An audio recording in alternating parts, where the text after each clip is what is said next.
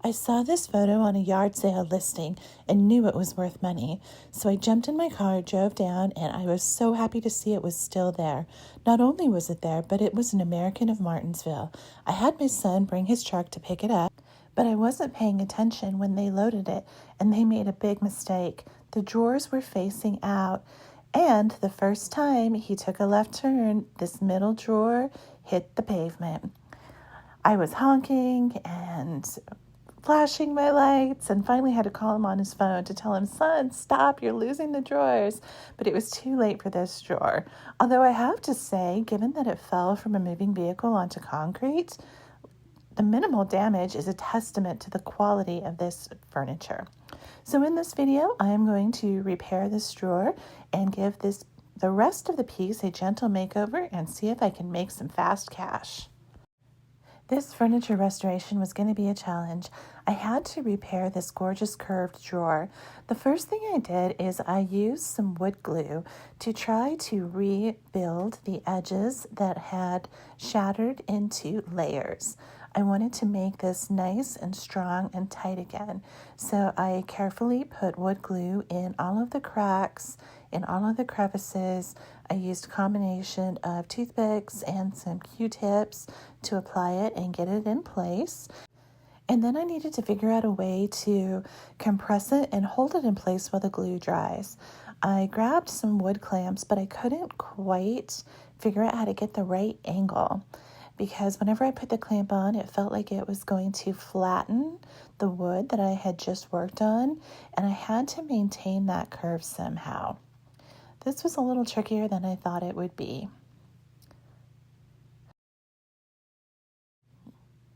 What I finally ended up doing was, after getting it back in shape, is I grabbed a longer clamp that I could put across the front of the drawer to hold the piece up in that curved position.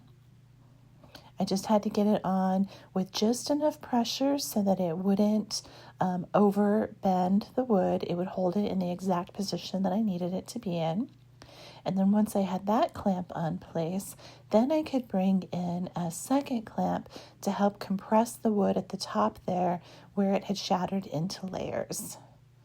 So now I should be able to put this one on without it bending it out flat.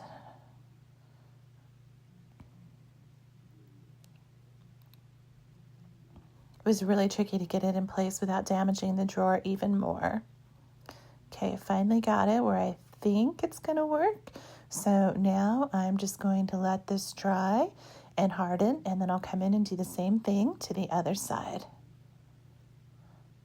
This furniture is just so beautiful. Okay, so once the glue had dried into place, I put a little bit of a wood filler, let that dry, and sanded it down.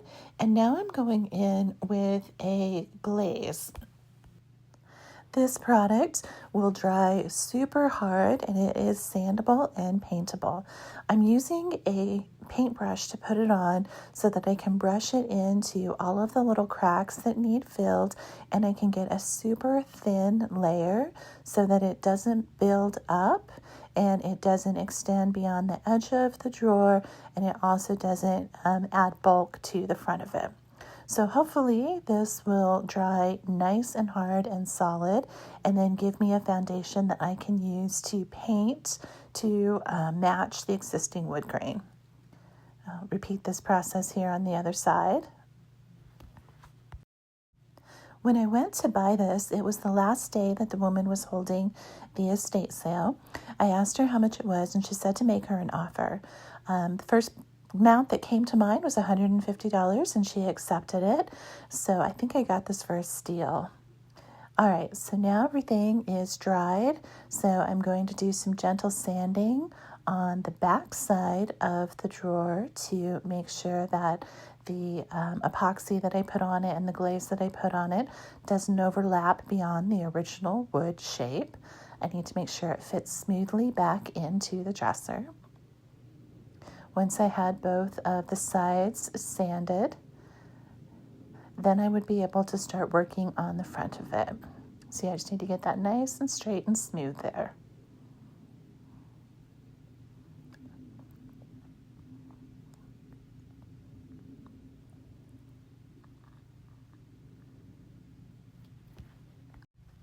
Then I just grabbed a piece of sandpaper and put it on one of my sanding blocks, and now I'll gently sand down the front of it. I'm doing this by hand because of the curved shape, and I also want to be careful that I don't damage any of the veneer that is in shape, and that I'm able to get a smooth transition from where the drawer was damaged to the curved front where it was not damaged without any overlap, gaps, creases. It's very tricky, but I think it's gonna work. I was just heartbroken when I saw this drawer hit the ground. I couldn't believe it. I just bought this piece of furniture that's probably worth several $1,000s that was in near perfect condition and ruined one of the drawers. But I think we're going to be able to repair this to where you won't be able to tell unless you know or you look very closely. Lots of gentle, slow sanding here to get it nice and smooth.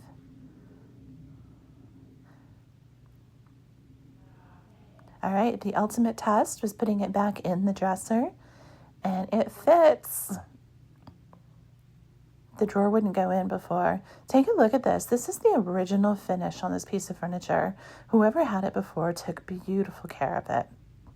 So now I've picked up my wood paints and another little paintbrush, and I'm just going to go in and I'm going to start painting over the epoxy and the glaze that I used to repair it. Just doing little strokes going in the same direction as the wood grain. I'm putting on a solid base coat in the color that most closely matches the wood, and then I'll come back in and I'll apply some additional colors to mimic the grain when this is nice and dry.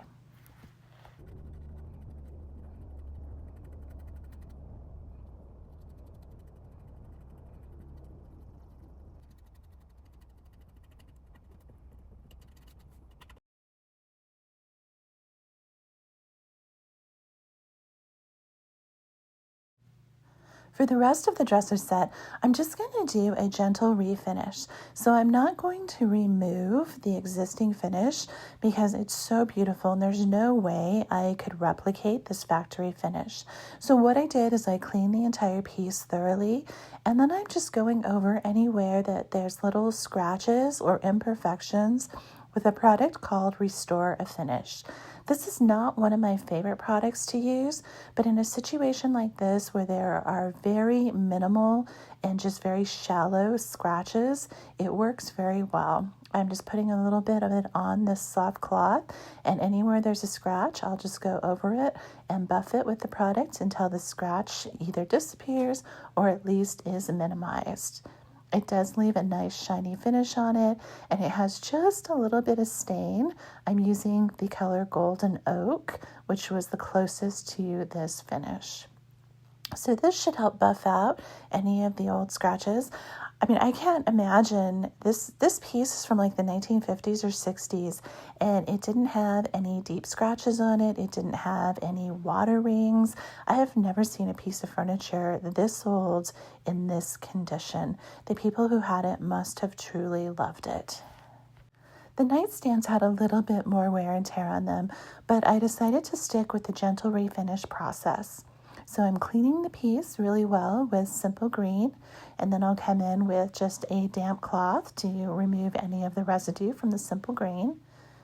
Even just the cleaning process for these pieces, it was amazing how clean they were. There was very little dirt or residue that came off of them. They were in beautiful condition. And I absolutely love the gold hardware on these. The starbursts on the larger pieces, the doors, and then the cute little poles that hold up the top of the nightstand. They're just so classic and iconic from that mid-century modern period. And the gorgeous wood inlay is just fantastic, kind of that wood parquet look.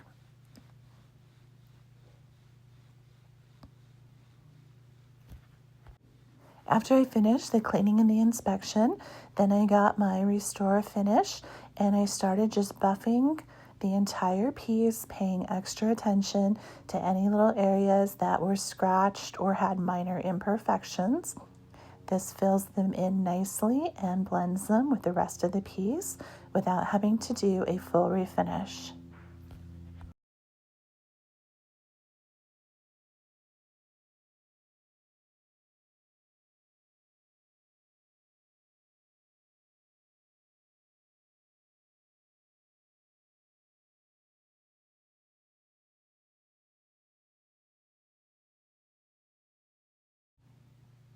For the brass hardware, I'm using Barkeeper's Friend.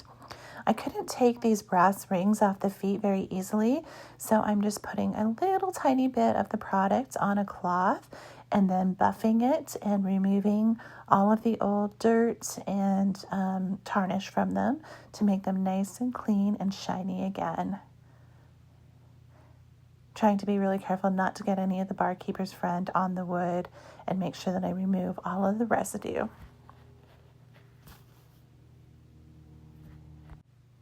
I was very tempted to try to refinish the tops of the nightstands. These were the areas that had the most damage for the entire set. After cleaning them, I just realized I don't think I have the products, the skill, or the expertise to refinish just the tops and match the color and the finish that's on the original pieces. So I decided to go ahead and stick with the gentle refinishing process using the Restore Finish. Sometimes pieces of furniture, I believe, are more valuable with some minor imperfections and kept original than trying to make them look perfect and brand new again. And I think this is one of those sets.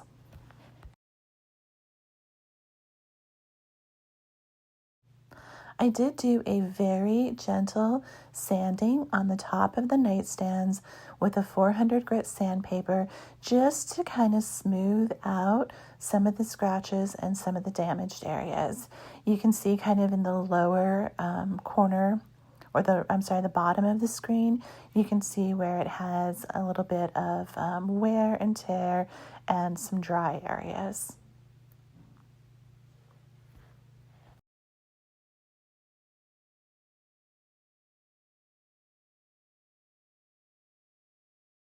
After doing the gentle sanding, then I went ahead and gave them another cleaning, let them dry, and then started using the Restore Finish.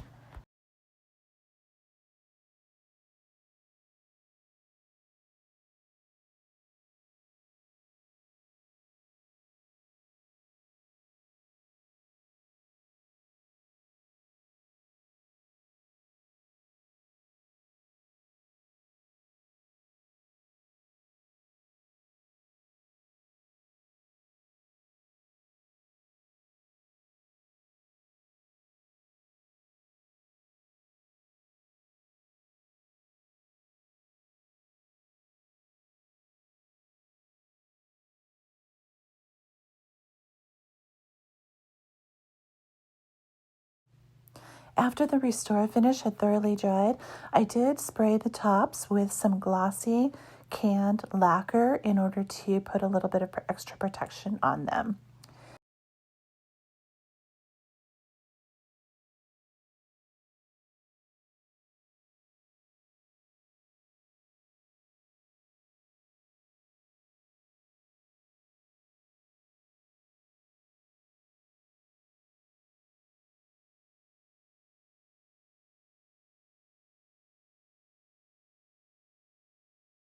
I used Barkeeper's Friend to clean all these cute little knobs that were on the drawers of all of the pieces. I would just take them off, put a little Barkeeper's Friend in a rag or paper towel, and just polish them till they were clean and nice and shiny again.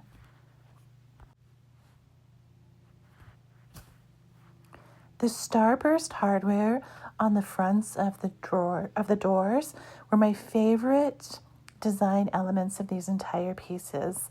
These are just so beautiful. I cleaned them up with a little Barkeeper's Friend, and even though a little bit of the brass plating had worn off in a few spots, I decided not to spray paint or try to repair. I just got them as clean and shiny as I could, because once again, I feel I want to keep this piece as authentic and original as possible. So I just cleaned them up, brushed them, and then gave them a good polish with a soft cloth. So my story of this fantastic garage sale find that almost ended in disaster does have a happy ending. I was able to repair the drawer that took a flying leap out of the back of my son's truck, with me watching from my car in horror, and get it to fit back into the dresser with minimal lasting scars. Here are the final results of my repair work. Now, if you look at the drawer from the top and the sides and inspect it carefully, you can't tell that it has been repaired, but when you're just looking at the dresser from the front or from the top, you can't even see where the damage was. I am so proud of myself, even though I did this to myself by not paying attention to how the dresser was loaded in the truck. Here's a tip: always make sure that your drawers are facing inward where they can't fall out, or they're secured in some way before you transport valuable furniture, or any furniture for that matter. After repairing the drawer and doing some gentle refreshing, this set sold for $3,200. So it was a very nice profit, and it went to a sweet couple who I hope will enjoy this piece of furniture for many years. Thank you for watching this gentle restoration and almost catastrophic furniture destruction video. This has been Carmen with Painted and Planted, and I look forward to seeing you on my next furniture design video.